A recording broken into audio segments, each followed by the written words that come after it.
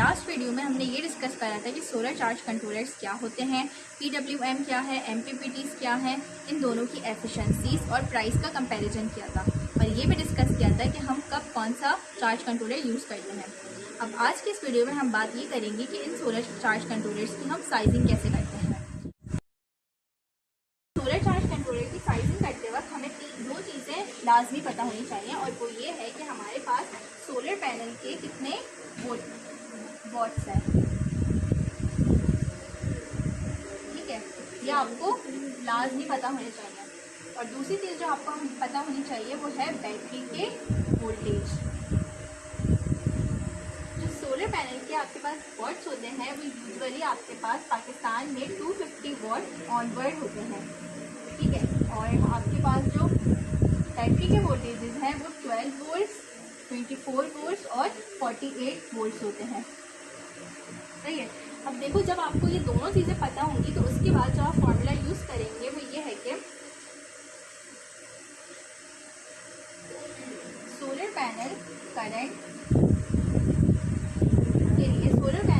के लिए हम जो हमारे पास सोलर पैनल के वॉट्स होंगे उसको बैटरी के वोल्टेज से डिवाइड कर देंगे। अभी हम इस फॉर्मूले को देख लेते हैं।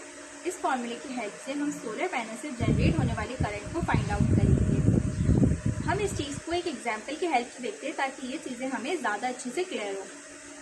अगर हमारे पास सोलर पैनल का जो पावर है, जो वॉट्स है, वो 500 वॉट्स है और बैटरी के वोल्टेजेस हमारे पास 12 वोल्ट्स हैं, तो इस तरीके से हमारे पास जो सोलर पैनल से जनरेट होने वाला करंट है वो अराउंड हमारे आएगा 41.6 एम्पेयर्स की। अब ये जो 41.6 एम्पेयर्स हैं इसका हमारे पास मार्केट में डायरेक्टली इस रेटिंग का जो हमें चार्ज कंट्रोलर नहीं मिलेगा।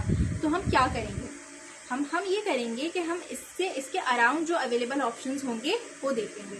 अब जैसे 41.6 है तो इसके अराउंड जो हमारे पास दो ऑप्शंस आते हैं वो ये होते हैं कि या तो हम 40 एम्पेयर्स पे चले जाएं या तो हम 50 एम्पेयर्स पे चले जाएं।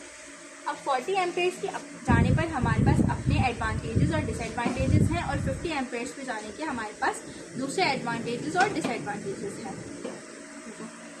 हमारे पास जो सोलर पैनल्स होंगे ना वो 41.6 से उनका मैक्सिमम करंट होगा जो वो जनरेट करेंगे। ठीक है, और हमेशा ये तो नहीं होगा कि हमारे पास जो सोलर पैनल्स हैं वो यही मैक्सिमम करंट जनरेट करें। नॉर्मल डेज में हमारे पास अराउंड 39 एम्पेयर्स या 40 एम्पेयर्स जो है वो जनरेट कर लेंगे। तो उस सिचुएशन में तो ये चीज़ बिल्कुल ठीक है।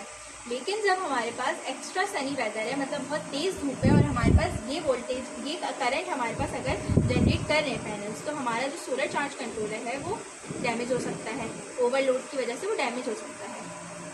और अब हमारे पास एक जो गुड प्रैक्टिस होती है वो ये होती है कि हम 41.6 एम्पेयर्स अगर हमारे पास आ रहा है तो हम इसके अंदर कुछ फैक्टर जो है वो सेफ्टी फैक्टर इनकॉर्पोरेट करा लें।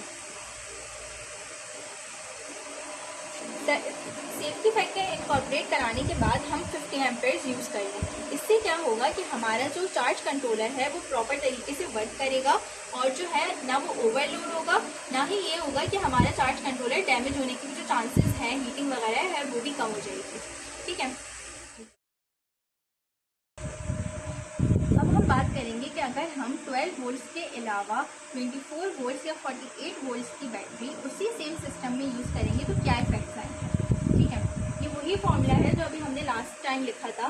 तो ये सोलर पैनल का करंट, सोलर पैनल के वॉट्स और बैटरी के वोल्टेज। ठीक है, अगर हम ये 12 वोल्ट्स की बैटरी यूज़ करते हैं तो हमारे पास करंट आता है 41.6, और अगर हम 24 वोल्ट्स की बैटरी यूज़ करेंगे तो 20.8 एम्पेयर्स आएगा। लेकिन अगर हम 48 वोल्ट्स यूज़ करेंगे तो 10.4 एम्पेयर्स करंट आएगा हमारे पास। इससे ये होगा कि हमारे पास जो है वो वायर का जो साइज़ होगा वो रिड्यूस हो जाएगा, वायर का साइज़ भी रिड्यूस होगा और हीट जो है हमारे सिस्टम में वो भी थोड़ी कम प्रोड्यूस होगी।